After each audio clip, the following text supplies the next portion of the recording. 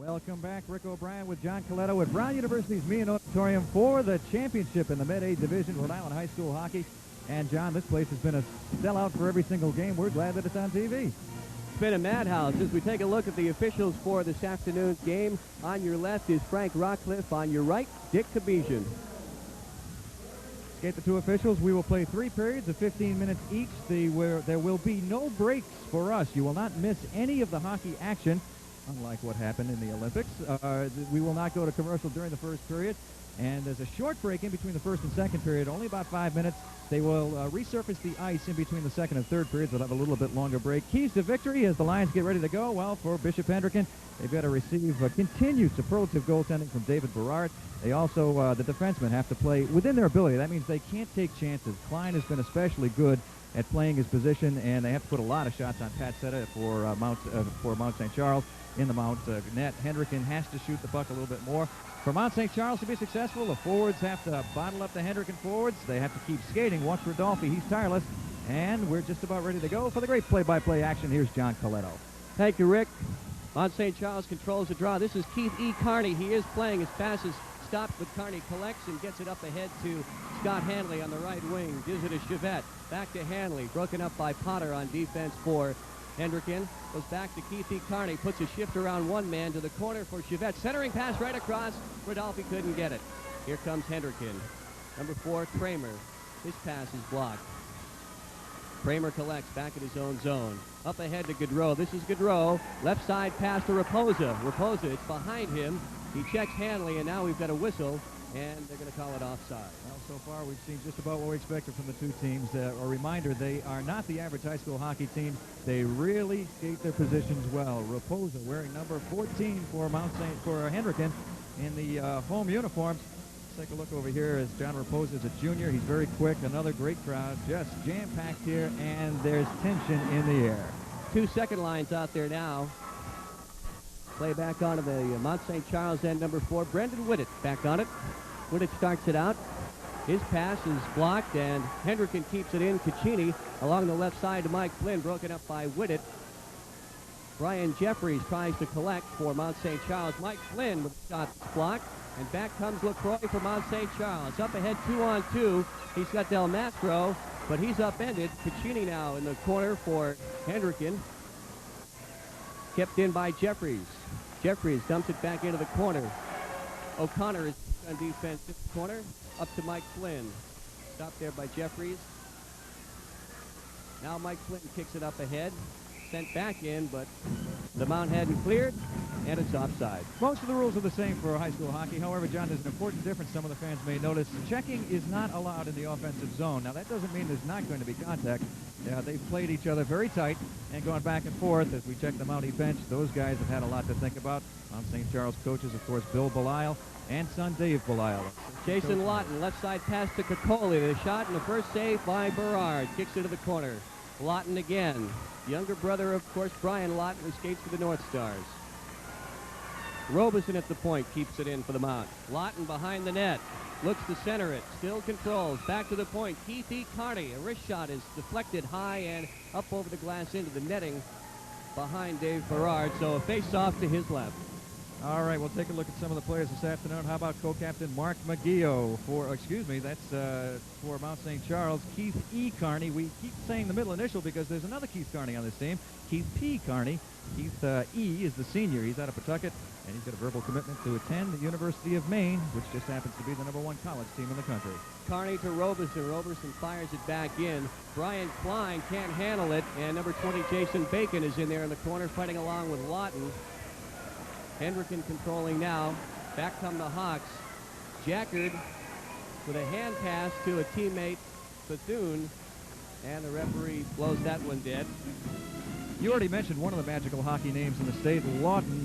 He has 2 older brothers who played for the Mount. Steve played there. He now plays for Nichols College in Dudley, Massachusetts. And, of course, Brian Lawton, who 3 years ago, I believe, played for the Minnesota North Stars, was drafted #1. He's still with the North Stars in the National Hockey League. Play back on in center ice. Keith P. Carney fires it in. Mount St. Charles on the attack. Rodolphe is upended by O'Connor along the wing boards. Now it's Gaudreau for Hendricken. Here come the Hawks, cross center ice. Gaudreau tries to move around Keith Carney. Kramer fires it across, but nothing doing. Kept in by Potter, but now it's out into center ice. Good play by Rodolphe for the Mount. The lay offside here, it hits the skate of O'Connor, or Gaudreau rather, and we'll have another whistle. A very good play also by number 4 for Mount St. Charles, Brendan Whitted, who got back on defense and skated his position, and he was the one who intercepted the pass across the front. Brendan is a junior and has been playing very well, as all the defense has in this championship series. 2 first lines out there once again. Pass to Chuvette up a little too far. Mount St. Charles controlling at the line. Hanley cross to Rodolphe. They're calling that one offside. You can barely hear the whistles here at Meehan Auditorium. The crowd capacity, as you can well imagine. Both teams have their bands here. There are signs in all 4 corners of Meehan Auditorium. We're about 3 minutes in, and we don't have a score here in the contest. Still knotted at 0. Both teams trying to establish their positional play, and neither team wants to allow the other to get a jump. An advantage of 1 or 2 goals right now would be so important, especially psychologically. On the draw, controlled by Hendricken. Fired up ahead by Klein and into the Mount St. Charles end. Number 14, Robeson, is going in there in the corner with McGeough. Collected now by Jeffries behind the net. Centering pass back out to Hendricken at the point. It's Klein with a drive. Kicked out by Seta. Into the corner. Omicelli and Flynn are battling for Hendricken. Flynn trying to center it back out. Number 10, LaCroix for the Mount. Gets it around to Keith E. Carney. He's checked by Omicelli. And now the Mount regroups. It's Robeson behind the net. Jeff Robeson from Rent the Mass up ahead. LaCroix can't handle it, and it's back into center ice for the Hawks. McGeough, one of the co-captains of Hendricken, tries to get it up ahead to Flynn, his left winger. He can't control, and once again, it's Mount St. Charles. Number 3, Del Mastro. Here's LaCroix. Across the line, he's checked by Bethune, and the Mount regroups. Robeson up ahead, dumps it in. This will be icing, as Jason Bacon couldn't control.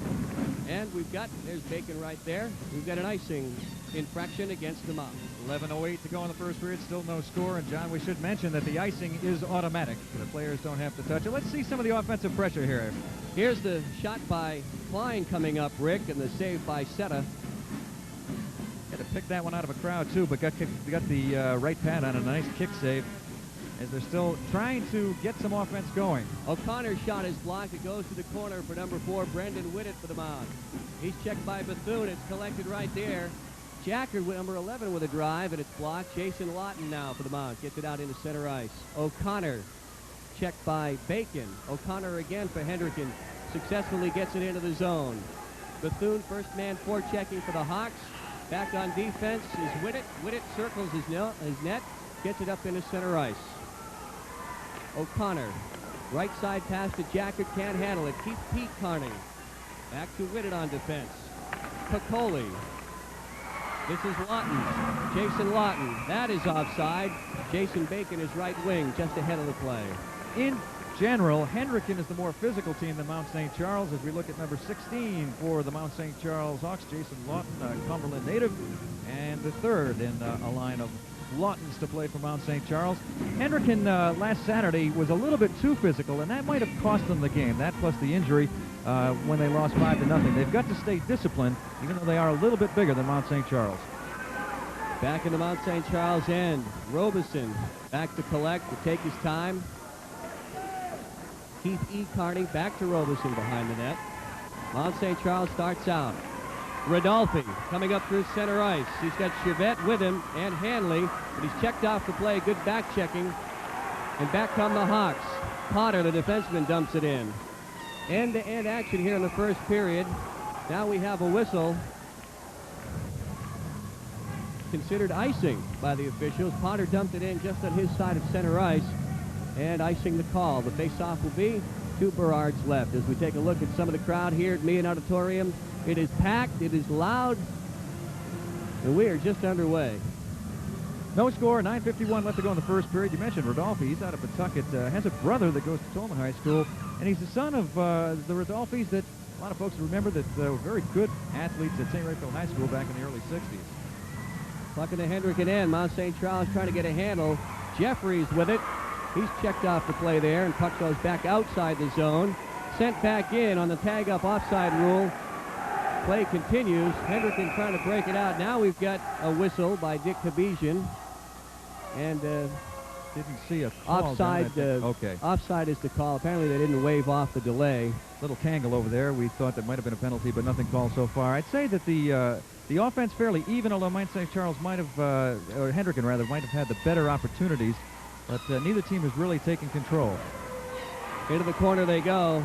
Puck along the side of the net. Berard couldn't tie it up, but I think the official thought he did, and they blow the whistle. The puck really never was tied up by Berard. There's a good look at Dave Berard, the senior from West Warwick. He really has been the difference in this series, particularly in those 2 overtimes on Wednesday night in Game 4 when he stopped 15 shots, many of them spectacular. On the draw, it's LaCroix for Mount St. Charles is being waved out, and Jeffries will take it. Kramer for the Hawks. Controlled by the Mount. Kept in by Whitted at the point. Del Mastro goes into the corner. Caccini, the freshman defenseman for Hendricken. Round the boards, Raposa tries to collect. LaCroix is flattened, and back come the Hawks. This is Gaudreau up through center ice. Whittett's chasing. Whitted takes care of it along with Keith Peaconey, and we've got an offside. Even with the offensive opportunity there, you saw Mount St. Charles ready on defense. It ended up to being a 2-on-2. In fact, the defensive pressure forced the offside on that one, so a very good rush by Hendricken, but blunted again by Mount St. Charles. Again, the shots, the offensive opportunities haven't been too many.